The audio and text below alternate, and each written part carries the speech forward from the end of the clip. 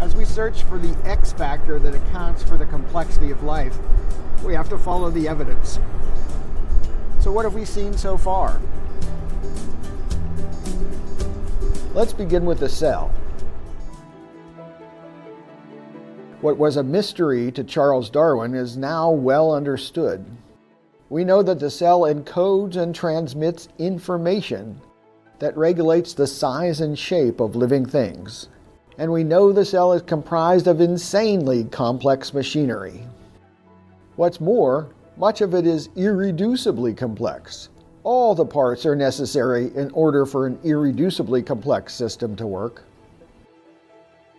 Irreducibility is evidence that all the parts were formed intentionally, with the end purpose in mind, not randomly over time. Finally, Darwin's explanation for complexity was evolution, where random small variations over many generations progressively led to life of greater and greater sophistication.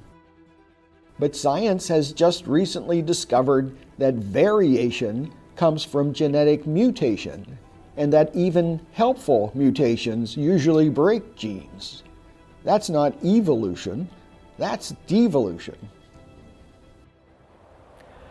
So what is the evidence for some X factor that accounts for biological complexity?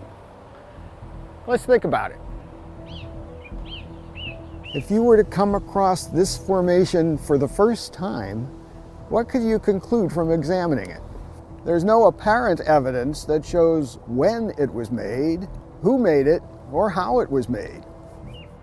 But we do have clear evidence that it was not arranged randomly.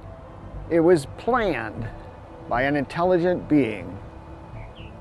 The purposeful arrangement of parts, that is the way, the only way that we recognize the work of a mind. And the more intricately the parts are arranged, the stronger the evidence that a mind was at work.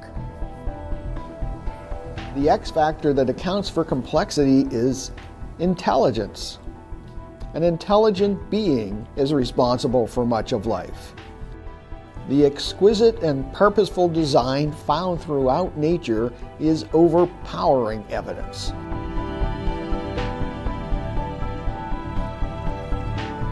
You might say, hold on a second. Don't we have to see the arrangement being put together to decide for sure that it was done on purpose? After all, we can see how an intelligent builder constructs a home. If we can't see or understand how design occurs in nature, why should we believe there is an intelligence behind it?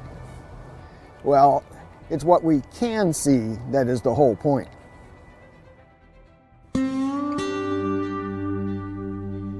Suppose three visitors from a distant place stumbled across this surprising stone configuration that they had never heard of before. Not knowing how it was formed, one visitor might think it had been chiseled. The second guesses that power tools were used. The third might suppose it was cut by lasers. But none of them would conclude that Mount Rushmore was formed accidentally, through gradual random erosion by wind and rain. They would immediately know it was purposely designed, just by perceiving the intention behind the work.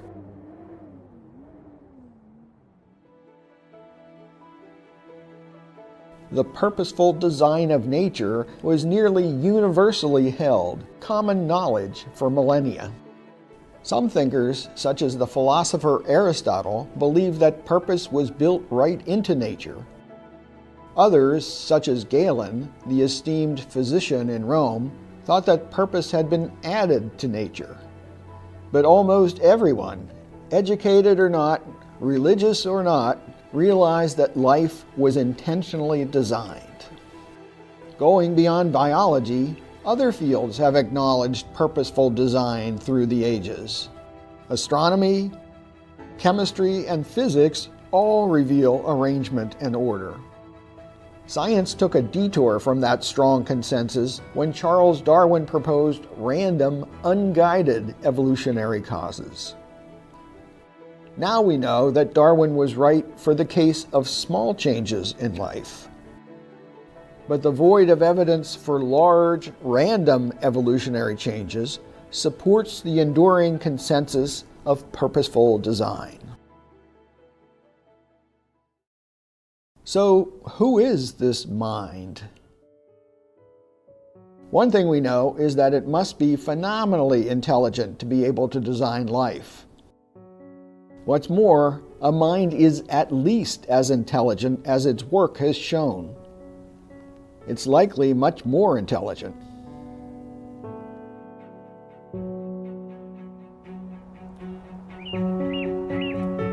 But it's clear that errors do occur in nature. Babies are born with birth defects. Good people get cancer.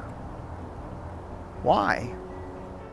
As I said earlier, I count myself among those biologists who think that science alone may not be able to answer the question of who or why.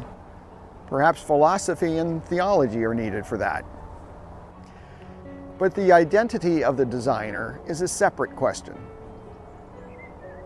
The bottom line is that just like those travelers encountering Mount Rushmore for the first time, we can see the evidence. If we carefully study it, we can know with certainty that life was designed by a mind.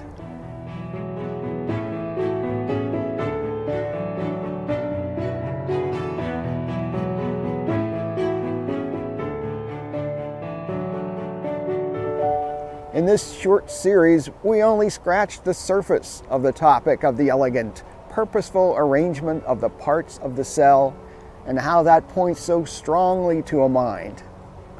But the discussion continues on the series website. Please go there for a deeper look at these topics. Finally, thanks for watching this series. I hope it has expanded your own appreciation for the elegance and design of nature.